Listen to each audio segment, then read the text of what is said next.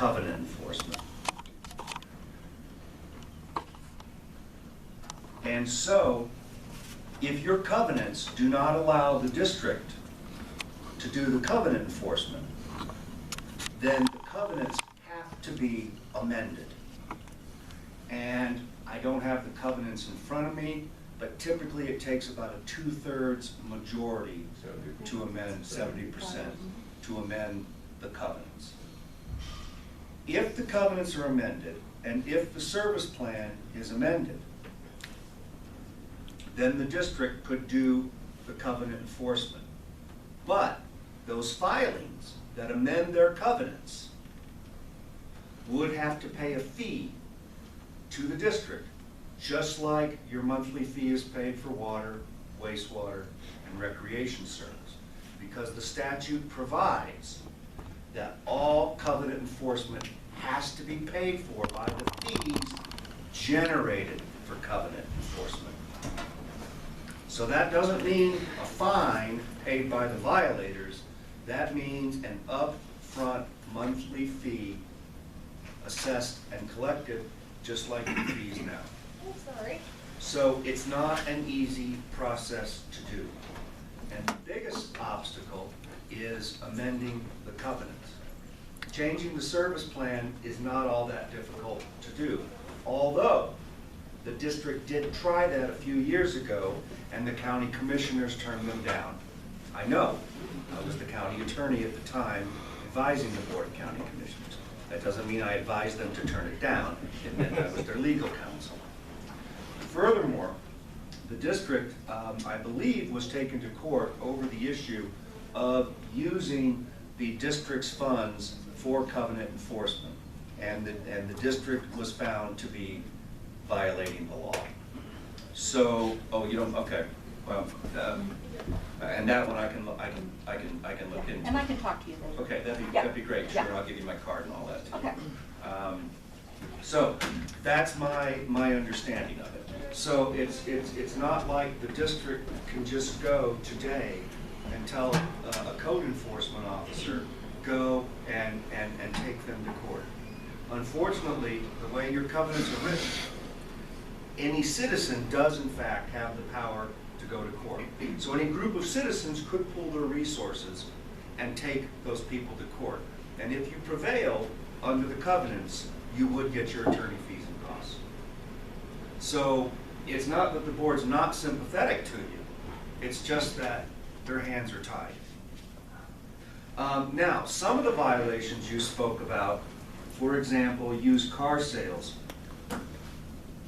that's doing a commercial operation, yes ma'am, that's doing a commercial operation in a residential area and violates county zoning. Now, the people who have the horses, I did check the county zoning code. The county zoning code unfortunately does allow horses in that zoning classification. So you can't call on the county to do the enforcing. So the only one who can do the enforcing, unfortunately, would be the residents of those filings. Question. Just Bill, would these folks also have the option of forming an HOA to do the enforcement themselves? Sure, but you gotta amend your covenants. Right. And 70% vote. 70%. I don't mind entertaining a question from anyone. I have a question. By the way, I live on this side, okay? I think most, a lot of you know that. Okay, the horses are within the zoning, El Paso zoning Correct. situation. That's the first thing I look at. Okay. But selling used cars is not. Correct. So is that a process where you call somebody calls code enforcement and says, hey, I live out here, this address is selling used cars, would you please investigate the situation? Sure, sure. And the county has 2 code enforcement officers, and they will take your complaint and ask to have your complaint kept anonymous. So Okay. tell them it's an anonymous Code complaint. enforcement in reference to some trash over here, which is an El Paso at the same time. They said it takes minimum 5 days to get out there. They had 10 days to remove the trash. It's been sitting there for over a month. Yeah, It's very much like El Paso. I agree with you. So is this a situation, and I'll ask you, on this too, because I have a vested interest in what these guys are talking about. Should we, if in 5 days, code enforcement has, well, I don't even know how we would know if code enforcement has been out to talk to them or Where the not. trash is But going. the trash is going, okay. But should we, is a good idea to, like, in a week or 5 days, call them back and say, hey, I just noticed that nothing's really happened. I just wanted to remind you to come out here and take a look and do an investigation. Like every 5 days or something like that, just keep calling until it gets resolved. Always stay on top of the code enforcement people. Okay. And furthermore, is what you're talking about is what I would call a junk and rubbish violation. And there is a specific county ordinance on that. If you want to see that ordinance, go online, www.elpasocode.com, and on the left side of the page, scroll down, and you will see county ordinances. When you look at those ordinances, you will see that the county, in fact, can react rather quickly to a junk and rubbish violation. Now, if in fact horses, for example, or used cars were violating the county code, that would be under the county land development code, not under the county ordinances. And so going after some used car operation or illegal horses or illegal livestock would be a lengthier process, but they should be able to react quickly to junk and rubbish. If it's okay with the board, I'll entertain a question. You You bet. compared the service plan to a menu. Does that mean that residents have the right to pick and choose which services they're using? No, the creator of the district picked the services. And so no, you do not have a right to pick and choose what services you want to pay for because everybody's fees are built into the district fee structure. So If what- somebody does not pay their fees, then the way it is structured, potentially the utilities could be cut off. If the district chooses not to take that route, then at the end of the year, it can certify the charges to the county treasurer. The county has a 99% collection rate on tax liens. This would be treated just like a tax lien. So what are residents' rights if they're paying for their service? Does that mean we have the right to use them? You absolutely do have the right to use them, but the district has the right to pass reasonable rules and regulations. And I'm keenly aware of your situation, and the rules that the district has passed are being uniformly applied, and you are choosing, for some strange reason, not to comply with them. It's wonderful, because I'm actually choosing not to comply because I currently have a contract that hasn't expired. That Well, has then you will most of pay the the rules stated. consequences. No, but if I already have a contract, why are you guys able to breach that previous It contract? is not a contract. It is a contract. No, It it is actually not. has residential usage agreement at the top.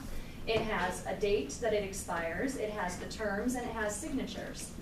No, she's talking about the usage agreement, which new one supersedes that. Right, okay. Well, what entitles you to use that and to supersede this? I have a contract that has not expired. What gives you the right to breach that contract and force me to sign a new one? The district adopted a new policy that it is applying uniformly. It has a uniform process. The only people who have not signed it are the people who have not come in to the rec centers. But the district is going to be following up with all of them to give them notice that they need to sign the document. So you're not being treated differently than anyone else. I would usually agree with you, except that guests are allowed to use it without signing this. And as a resident, I'm paying for this service, but I'm not allowed to use it without signing this. And you've just said that if I disagree with it and I stop paying my fees, my water will be shut off?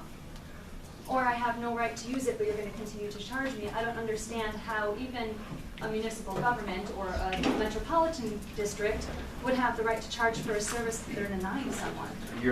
You are engaging in very effective rhetoric, and my response to that is the Terry R. Harris District Court is that way, and the Federal District Court is that way. If your theories are solid, you can take them there. So that's it, you're just gonna say I can pay my fees or have my water shut off. And if I pay my fees but I refuse to sign a contract that forces me to give up my First Amendment rights. Your First Amendment It rights is. are not The right to being- litigation is under the First Amendment of the US Constitution. And I just told you, the Terry R. Harris District Court is that way, the Federal District Court is that way. Nobody in the district is stopping you from exercising your First We're not Amendment doing rights. anything different than anybody else does, any other rec center. You're That is asking to be very treated different than a differently. regular argument. No, No. I'm not And for asking to what be treated purpose? differently. I don't feel comfortable giving up my right to sue when he said that there's faulty equipment on premises. What happens if one of your lifeguards assaults my children while they're at the facility? I want to be covered in case something happens, not because I expect it to happen, but because I have that right If to be somebody compensated if intentionally something assaults happens. your child, you have a remedy. That document is not giving up that remedy. That document says I agree not to sue under any situation anyone employed by the district. It's the last paragraph I have the issue with, the rest of it is perfectly fine. I think we're gonna stop this argument right now. Like Mr. Lewis said, if you wanna take it up with the courts, you're free to do so. Then can I get a That's letter it. saying that this is what's happening That's to it. me? We're not gonna argue with This, you no, anymore. because I feel like I'm being banned Janette? from using services that I've paid for. We're and I not have a gonna right talk to say about it that. anymore. The chair is in control of the meeting, you're now out of order, and that ends the discussion. What happens if I'm out of order? You're gonna I'll tell have me a Sheriff's that? deputy deputy right there. escort you away. Seriously? Yes, seriously. So am I still allowed to use parks? Deputy? Or am I banned from parks? Discussion's over. No, can I use a park? Ma'am, she asked you to be quiet, so you can either abide by that, or you can walk out the door, and then you can take it up with, as this gentleman said, to take it up with one of the court systems that you choose to take it up with. They So- addressed, no ma'am, No, we're done with this no. conversation. I'm asking you Am I either gonna to be be arrested quiet, if I go to a park? I'm asking you to leave now. Grab your stuff, please, and let's go. Because they asked you to be quiet, and you chose not to. So that's all I'm asking you to do. Thank you very much.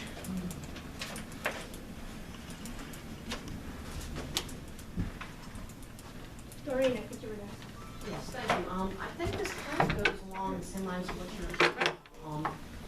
So on June, I believe, I was headed up community to the undersheriff's community meeting forum on marijuana growers within unincorporated El Paso County. And then after that, I was very enlightened, and I then met with Ms. Bliss and Mr. Gonzalez. And Ms. Bliss, and I also talked to Mr. Collette after the election about it. And then Ms. Bliss and I went to Sheriff Elder's marijuana grow forum at Ellicott Tuesday night. And what we, in a nutshell, what we found out was that there are no legal marijuana grows above the 12 plant county ordinance. You're right. So, and we know we have several grow houses in this area. And just for everybody else's education is, if you smell pot out of the house, you know it's illegal.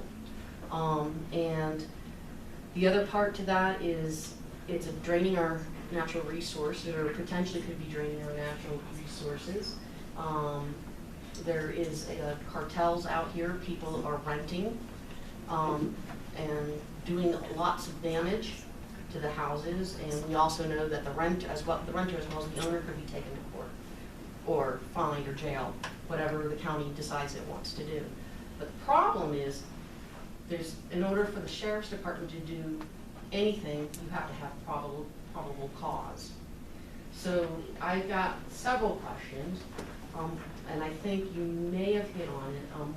What, if anything, can the district do to kind of prevent this happening within the Woodman Hills area? You feel that? Yeah. It's the same analysis I gave Right, on the that's horse what I issue. figured. And the answer is they can't, other than to support citizen efforts.